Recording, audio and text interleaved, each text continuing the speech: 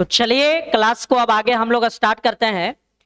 पिछले क्लास में ट्रायंगल का हमने थ्योरी कराया और समबाहु त्रिभुज तक हमने कंप्लीट डिटेल जितनी फार्मूलाएं हो सकती थी, जितना कंसेप्ट बन सकती थी, सारे फार्मूला और सारे कंसेप्ट हम देने का प्रयास किए हैं समबाहु त्रिभुज में, इक्विलैटरल ट्रायंगल में। तो आज की क्लास में हम लोग शुरुआत करेंगे समकोण त्रिभुज से, राइट एंगल ट्रायंगल से। देखिए भाई, समकोण त्रिभुज कहते किसको हैं?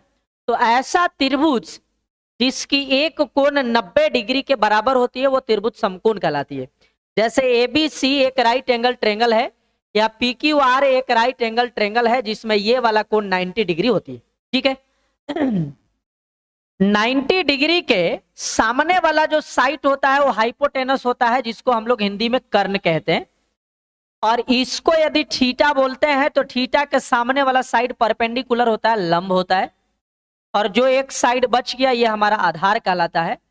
यानी एक त्रिभुज की 3 भुजाएं और उस तीनों भुजाओं का नाम है बाबू लंब, आधार और कर्ण। लेकिन इसमें समझने वाली बात यह है कि समकोण त्रिभुज में सबसे लंबा भुजा जो होता है वो हमेशा कर्ण होता है। यानी लंब और आधार से कर्ण हमेशा बड़ा होता है। एक आप बचपन में पढ़े होंगे पाइथागोरस प्रमेय, है ना, पाइथागोरस थ्योरम पढ़े थे। पाइथागोरस प्रमेय यह कहता है कि P² + B² बराबर H², यानी लंब स्क्वायर प्लस आधार स्क्वायर बराबर कर्ण स्क्वायर। कहने का मतलब है कि दो छोटी भुजा के वर्गों का योग बड़ा भुजा के वर्ग के बराबर हो जाता है, तो वो त्रिभुज हमेशा समकोण त्रिभुज का भुजा कहलाता है। जैसे आप ये देख रहे हैं कि ये पाइथागोरस ट्रिपलेट हमने कुछ आपके सामने लिखा है। इसमें क्या है कि हमने लिखा है 3, 4 और 5, यानी दो छोटी भुजा 3 और 4 है और बड़ा भुजा 5 है। तो दोनों छोटी भुजा के वर्ग का योग करिए, तो 3 का वर्ग 9 और 4 का वर्ग 16।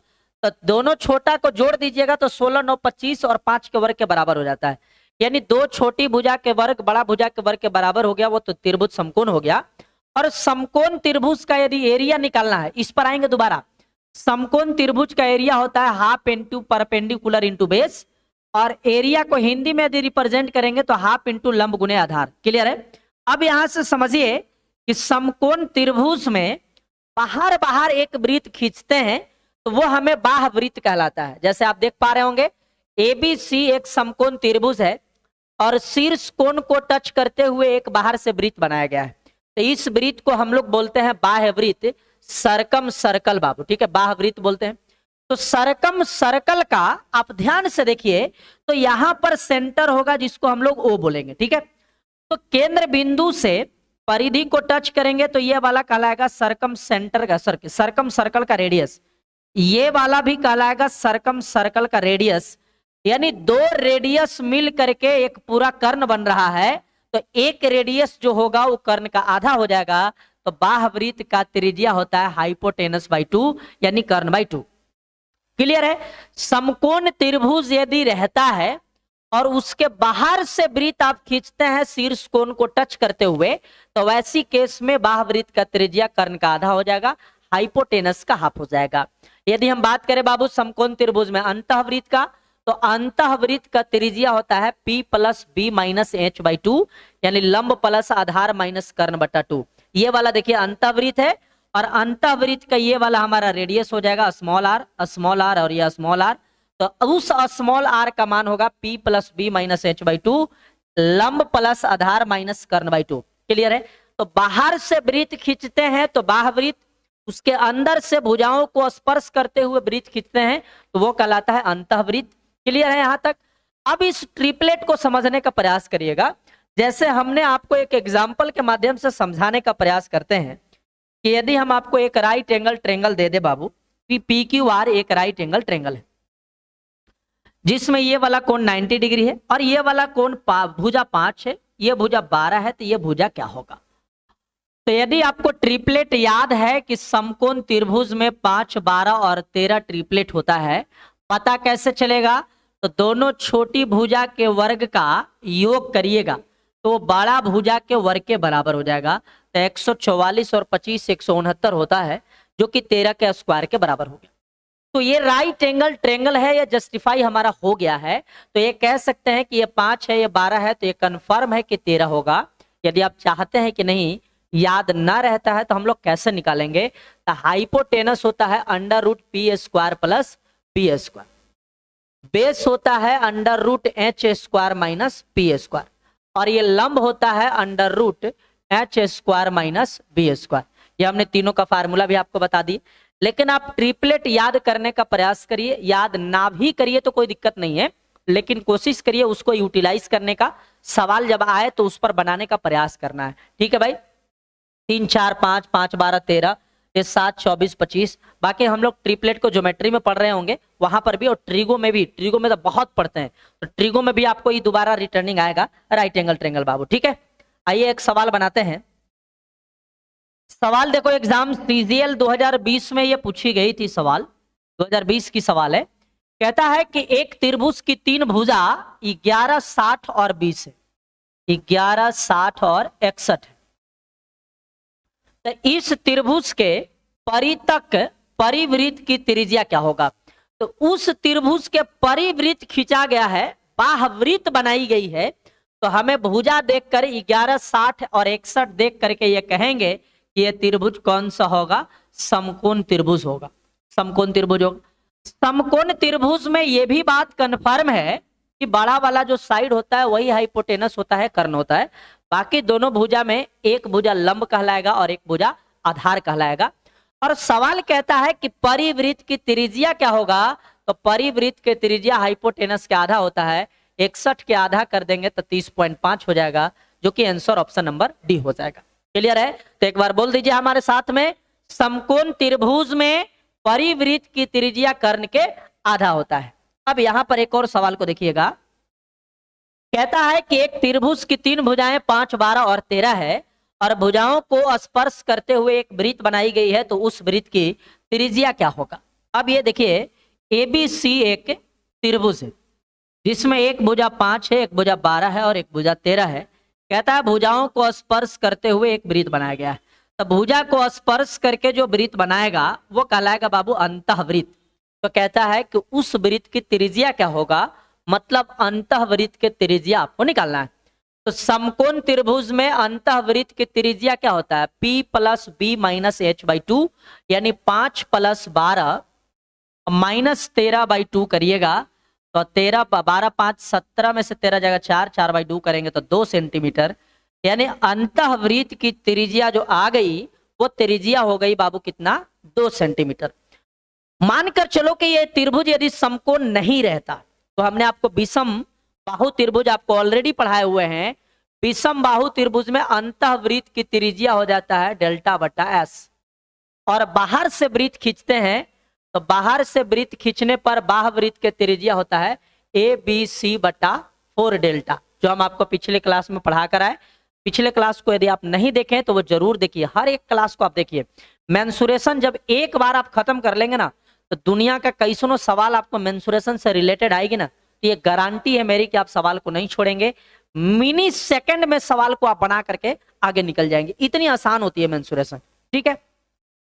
अब यहां पर एक कंसेप्ट और सीखें। यदि किसी समकोण त्रिभुज के अंदर में सबसे बड़ा वर्ग डालने के लिए कहता है, जैसे हम कहते हैं बाबू कि ABC एक समकोण त्रिभुज है, जिसको हम ग्रीन से थोड़ा हाईलाइट कर देते हैं। ABC एक समकोण त्रिभुज है, ठीक है, और इसके अंदर में सबसे बड़ा वर्ग बनाना है, स्क्वायर बनाना है। हम स्क्वायर ब्लैक से बना देते हैं, ध्यान से देखिए। सबसे बड़ा वर्ग ब्लैक है, देखो यहां से, जिसकी प्रत्येक भुजा A है, प्रत्येक भुजा A है। तो इस वर्ग की एक भुजा की लंबाई पूछता है आपसे PB और H दे करके, ठीक है। PB H देगा और आपसे कहेगा कि बताइए उस वर्ग के भुजा की लंबाई क्या होगा।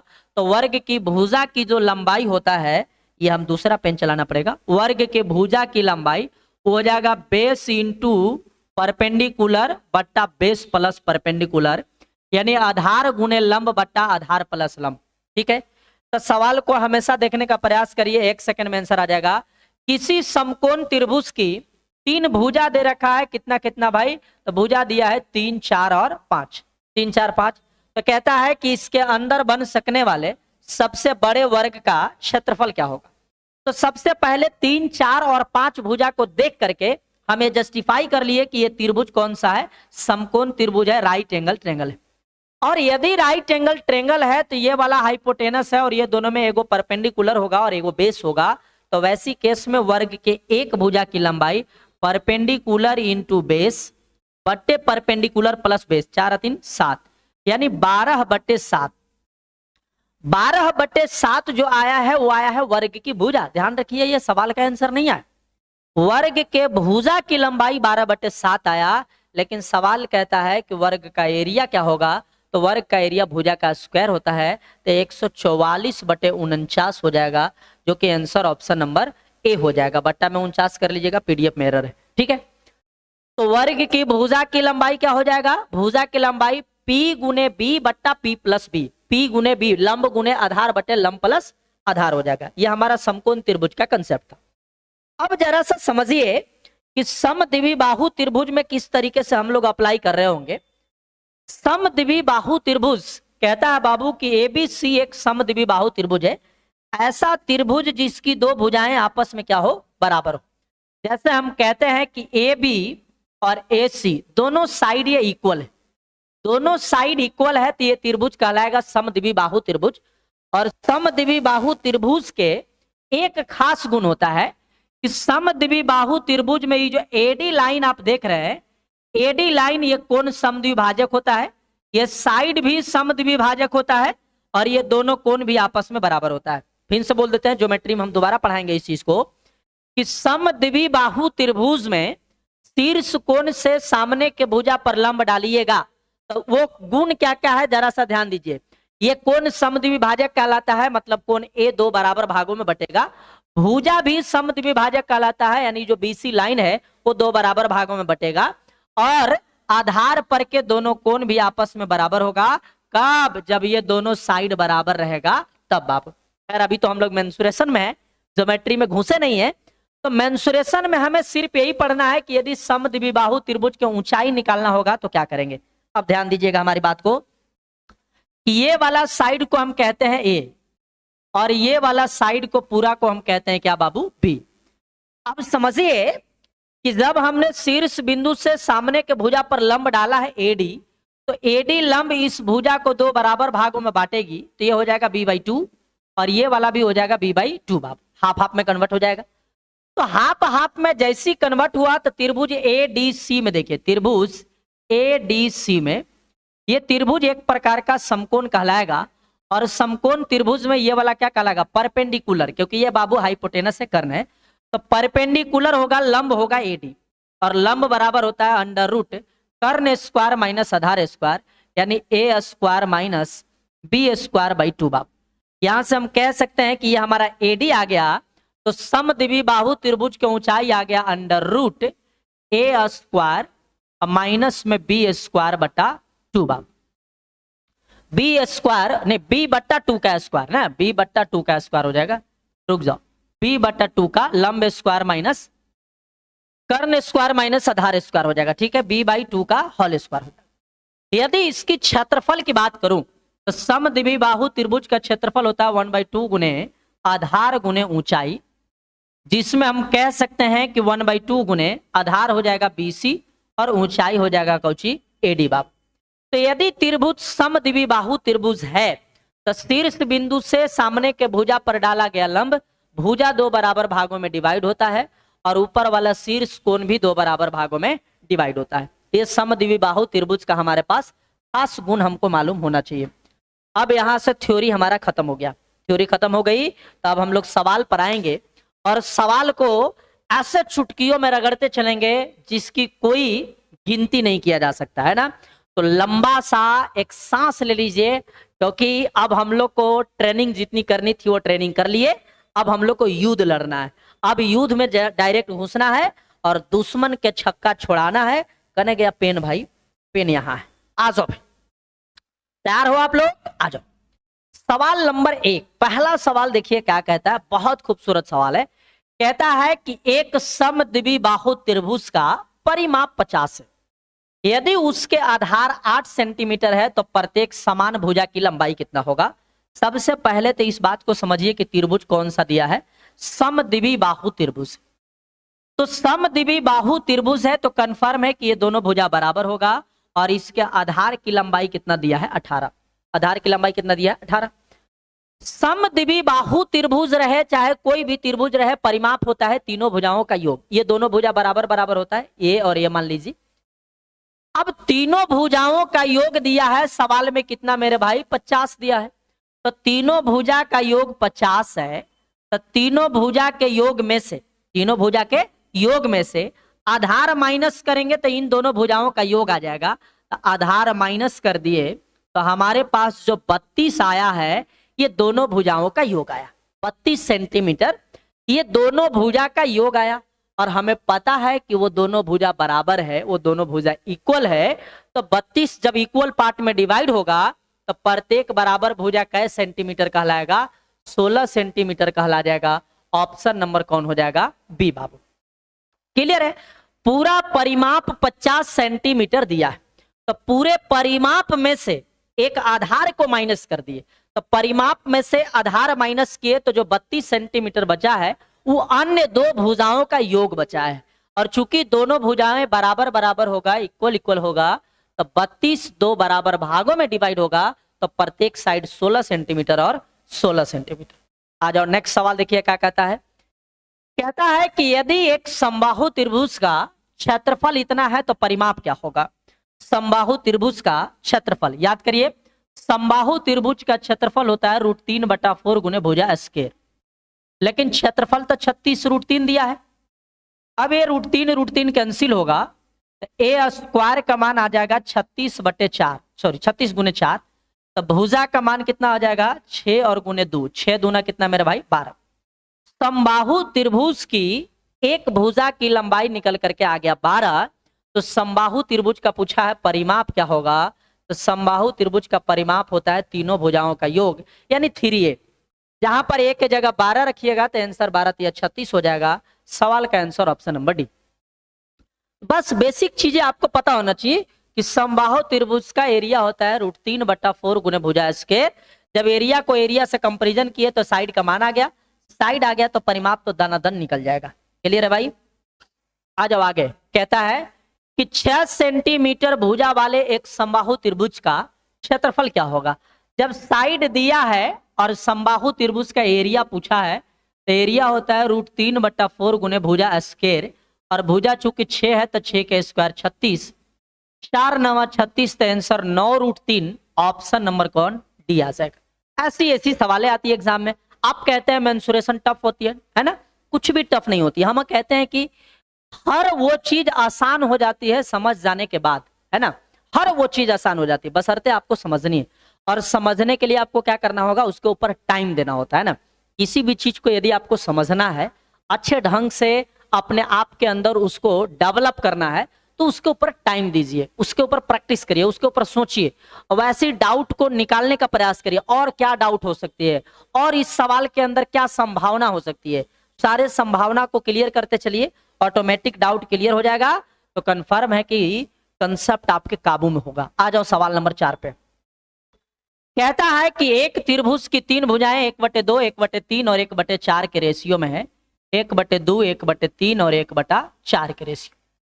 सवाल कहता है कि उसके परिधि की लंबाई 104 है तो सबसे लंबी भुजा की लंबाई क्या होगा? समझिएगा ध्यान से। एक त्रिभुज का परिधि जो होता है वो परिमाप कहलाता है। तो त्रिभुज के परिमाप होता है तीनों भुजाओं का योग।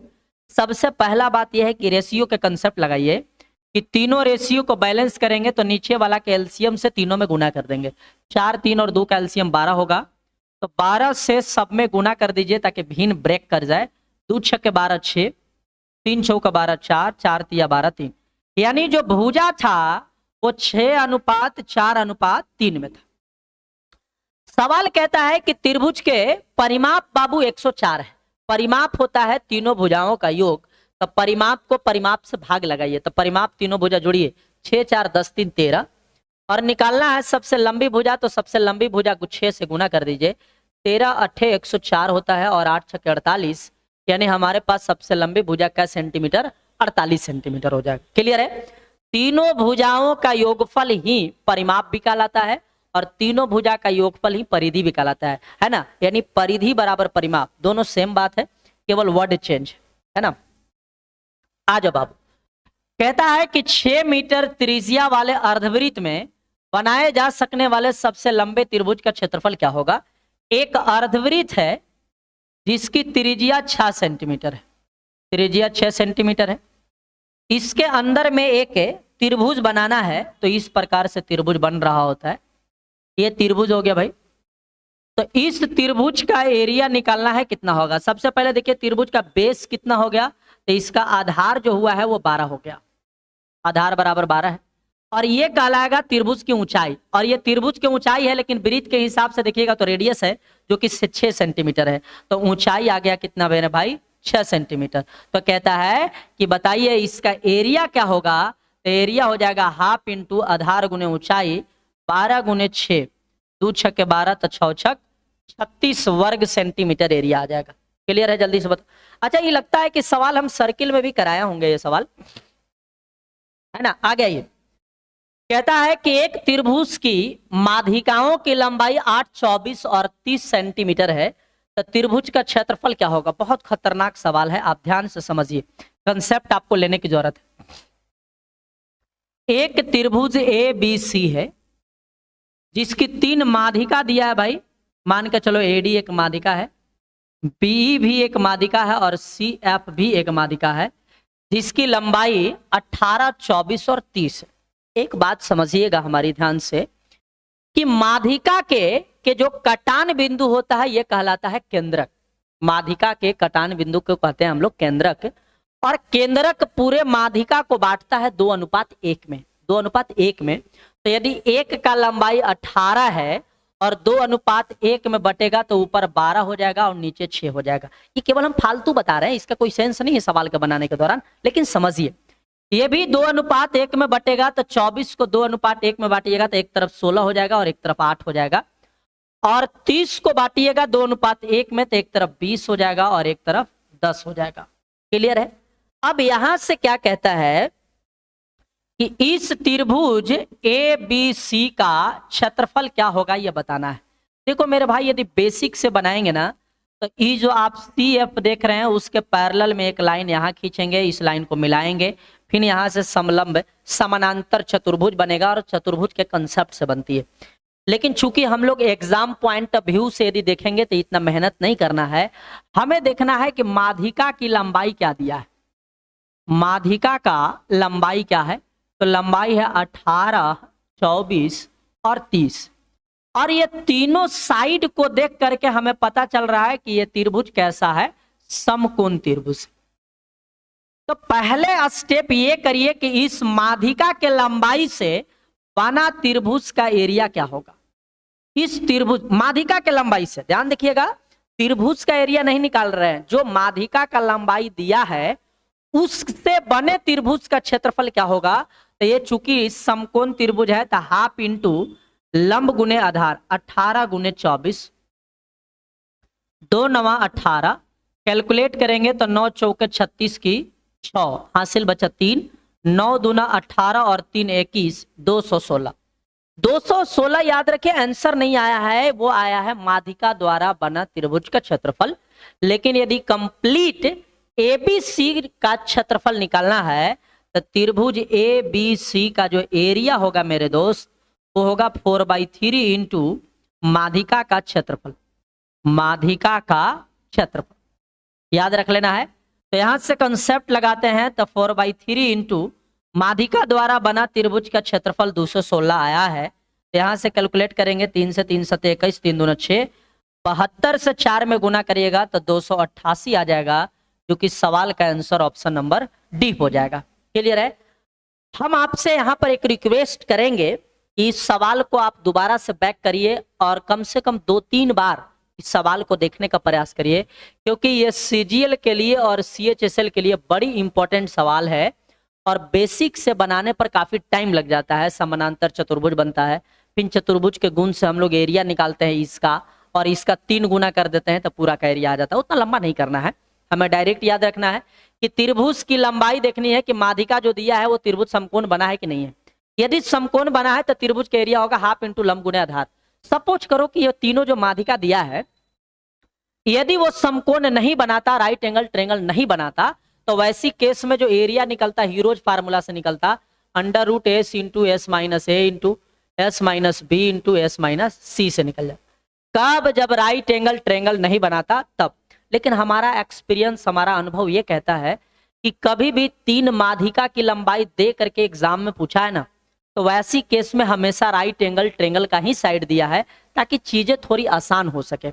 समझ गए? तो आप हमेशा half into perpendicular into base रखिए, यहां से आ जाएगा माध्यिका द्वारा बना त्रिभुज का एरिया, और 4/3 इंटू माध्यिका का क्षेत्रफल से गुना कर दीजिए, त्रिभुज का एरिया आ जाएगा। बहुत खूबसूरत सवाल है।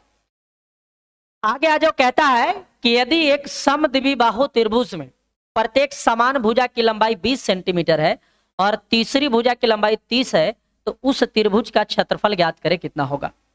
प्रत्येक समान भुजा 20 सेंटीमीटर और इसका बेस जो है बाबू वो 30 सेंटीमीटर है। ABC एक समद्विबाहु त्रिभुज है जिसकी बराबर भुजा 20 और ये पूरा लंबाई 30 है। तो यदि मैं एक AD ऊंचाई खींचता हूं तो ये 15 और ये 15 में कन्वर्ट हो जाएगा। सबसे पहला बात, 15 और 15 में कन्वर्ट हो जाएगा। पहले हमने बताया है कि समद्विबाहु त्रिभुज में शीर्ष कोण से सामने के भुजा पर डाला गया लंब भुजा को 2 बराबर भागों में बांटता है, तो AD 2 इक्वल पार्ट में बटेगा 15 और 15 में। तो सोचो, ये वाला लंबाई हमारे पास 20 है, ये लंबाई 15 है, तो ये वाला लंबाई क्या होगा। तो AD का जो मान समकोण त्रिभुज के गुण से लेकर चलेंगे तो AD होगा अंडर रूट कर्ण स्क्वायर माइनस आधार स्क्वायर, यानी 20 का स्क्वायर माइनस 15 का स्क्वायर। 400 में से 225 घटेगा तो 175 बचेगा मेरे दोस्त। 25 सत्ते 175 करिएगा तो 5√7 आया, जो कि AD का मान आया। ध्यान दीजिएगा, AD का मान 5√7 आया, यानी AD बोले तो उस त्रिभुज का ऊंचाई आ गया। लेकिन कहता है कि त्रिभुज का एरिया क्या होगा, तो त्रिभुज का एरिया होगा हाफ इंटू आधार गुने ऊंचाई। आधार ये पूरा काम करेगा 30 का, और ऊंचाई काम करेगा AD जो कि 5√7 है। 2 से काटेंगे मेरे दोस्त 15 और 15 पंचे 75√7, जो कि आंसर ऑप्शन नंबर डी कहलाएगा। बोलिए कोई दिक्कत है तो? एकदम आराम से सवाल को अटेम्प्ट करनी है, समझ गए? पहले सवाल को समझने का प्रयास करना है, तब स्पीड पे काम करना है। आप स्पीड के चक्कर में शुरुआत से मत रहिएगा। शुरुआत में पूरी कंसेप्ट अच्छे ढंग से समझ लीजिए, उस सवाल को अच्छे से एनालिसिस कर लीजिए, उसके बाद स्पीड बनाने का कोशिश करिए। हम कहते हैं, हमारा टारगेट होता है कि 25 सवाल यदि आपको SSC देती है ना, तो 25 सवाल को 12 से 13 मिनट में आप रगड़ के बिक दीजिए, इतनी स्पीड है। और ये हमारी गारंटी होती है। आप हमारे सामने कभी बैठेंगे तो 25 सवाल को 7 से 8 मिनट में रगड़ के छोड़ देते हैं, समझ गए? तो उस स्पीड पर आने के लिए हमें क्या करनी होगी, ज्यादा से ज्यादा प्रैक्टिस करनी होगी। सवाल पूरा ना पढ़ें, केवल डाटा को पढ़ के सवाल का मतलब समझ के आंसर निकाल दे, वहां पर हाई स्पीड काम करता है। तो वहां पर ज्यादा से ज्यादा आपको क्या आनी चाहिए, सवाल को पढ़कर आपको जानी पड़ेगी। ज्यादा से ज्यादा सवाल, जितना सवाल पढ़कर जाइएगा एग्जाम में मिलेगा तो लगेगा धत तरी तो ये तो पढ़ ले, आधे सवाल पढ़ के पूरा सवाल को लपेट दिए, समझ गए? ऐसी कंसेप्ट बना के जाइए। एक समद्विबाहु त्रिभुज का परिमाप 32 है, जिसमें प्रत्येक बराबर भुजा उसके आधार का 5/6 है। तो त्रिभुज की क्षेत्रफल ज्ञात करना है, कितना होगा। सबसे पहले समझिए कि त्रिभुज समद्विबाहु है, ये दोनों भुजा बराबर होगा। ABC एक समद्विबाहु त्रिभुज है। सवाल है कि प्रत्येक बराबर भुजा आधार का 5/6 है, यानी बराबर वाला भुजा 5 होगा तो आधार उसका 6 हो जाएगा। ध्यान से सुनिएगा एक मेरी बात को, कि ये जो 5/6 है, पहले कहता है बराबर भुजा, बराबर भुजा, और बाद में कहता है आधार। तो जिसकी चर्चा पहले होता है वो ऊपर होता है, जिसकी चर्चा बाद में वो नीचे होगा। तो बराबर भुजा यदि 5 यूनिट होगा तो आधार उसका 6 यूनिट होगा। लेकिन याद रखिए 5/6 ओरिजिनल वैल्यू नहीं है, ये आपका फ्रैक्शन वैल्यू है, रेशियो का मान है। तो आप इसको कह दीजिए 5x, इसको भी 5x और इसको कह दीजिए 6x। सवाल में कहता है कि इसका परिमाप 32 है। समद्विबाहु त्रिभुज रहे चाहे कोई भी त्रिभुज रहे, परिमाप तो तीनों भुजाओं का योग ही होता है। तो 5 5 10 6 16x परिमाप होगा, लेकिन परिमाप 32 दिया है। तो x का मान कितना आ जाएगा, कट कर दो। x का मान 2 आया तो डेट को ये वाला क्या कहलाएगा, 5 दूना 10, ये वाला भी 5 दूना 10, और ये वाला 6 दूना 12। ये पूरा साइड की लंबाई 12 आ गया, ये पूरा साइड की लंबाई 10 आ गया, और ये पूरा साइड की लंबाई 10 आ गया। अब सवाल ये है, कहता है कि इस त्रिभुज को एरिया निकालना है। तो एरिया निकालने के लिए हमको ये ऊंचाई निकालना होगा, और ऊंचाई निकालने के लिए पूरा लंबाई यदि 12 सेंटीमीटर हम लोग निकाले हैं तो ये 6 सेंटीमीटर होगा, और ये 6 सेंटीमीटर होगा। तो भैया ये 10 है, ये 6 है, तो ये 8 होगा ट्रिपलेट के गुण से, क्योंकि 6, 8 और 10 ट्रिपलेट होता है। तो ये वाला साइड हमको 8 मालूम हो गया। तो यदि ऊंचाई मालूम हो गया तो एरिया कितना होगा? एरिया होगा हाफ इंटू आधार गुने ऊंचाई। आधार ये पूरा BC है 12, और ऊंचाई हमारा AD होगा, और AD हमारा 8 है। 2 से काटेंगे तो 4, तो 12 चौका 48 वर्ग सेंटीमीटर एरिया आएगा, ऑप्शन नंबर बी। क्लियर है? कंसेप्ट में किसी भी प्रकार का दिक्कत है तो आप हमें कमेंट में बता सकते हैं, और यदि सवाल थोड़ा टफ भी लगता है तो बर्दाश्त करने का प्रयास करिएगा, क्योंकि सवाल का लेवल थोड़ा सा बढ़िया क्वालिटी में दिख रहा है। कहता है कि त्रिभुज ABC में शीर्ष A से BC के एक बिंदु D तक एक रेखा खींची गई।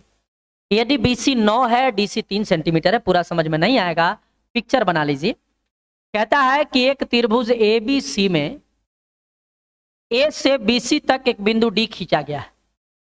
एक बिंदु D खींचा गया है भाई, जिसमें कहता है कि BC तो पूरा 9 है, BC पूरा कितना है? 9 है, और DC 3 है, ये 3 है भाई। यदि पूरा 9 है, ये 3 है, तो कंफर्म है कि ये 6 होगा। चलो एक बात तो क्लियर हो गया। तो कहता है त्रिभुज ABD और त्रिभुज ADC का एरिया क्या होगा? देखिए ध्यान से, त्रिभुज ADB और त्रिभुज ADC का एरिया क्या होगा? ये दोनों का एरिया हमको निकालना है। ध्यान से समझिए, हम कलर कर देते हैं। एक कलर लाल कर देते हैं, और एक कलर ग्रीन कर देते हैं, थोड़ा मोटा में, इधर से आ जाएगा ग्रीन। ये हो गए। ADC ABD और त्रिभुज ADC का एरिया निकालना है। एक बात हम बोलते हैं, ध्यान से सुनो तो, ये वाला त्रिभुज और ये वाला जो त्रिभुज आपको दिखाई दे रहा है, ये दोनों त्रिभुज तो हम कह सकते हैं कि इसी आधार पर है, लेकिन एक का आधार 3 है और एक का आधार 6 है। लेकिन दोनों केस में ऊंचाई इसका AD है, दोनों के केस में ऊंचाई AD होगा। इस त्रिभुज का भी ऊंचाई यही होगा, और इस त्रिभुज का भी ऊंचाई यही होगा। तो चूंकि ऐसा दो त्रिभुज जिसका ऊंचाई सेम हो, फिर से बोल रहे हैं, ऐसा दो त्रिभुज जिसका ऊंचाई सेम हो, उसके क्षेत्रफल का अनुपात वही होगा जो उसके आधार का अनुपात होगा। तो आधार 3:6 में है, तो क्षेत्रफल भी 3:6 में होगा। तो कट के 1:2 आंसर होगा। ऑप्शन नंबर कौन है? पहले पूछा है ADB ना, ABD, ठीक है, और बाद में पूछा ADC। 2:1 नहीं, 1:2 होगा, सुधार कर लीजिएगा। क्लियर है? एक बार फिर से हम कंसेप्ट रिपीट कर देते हैं।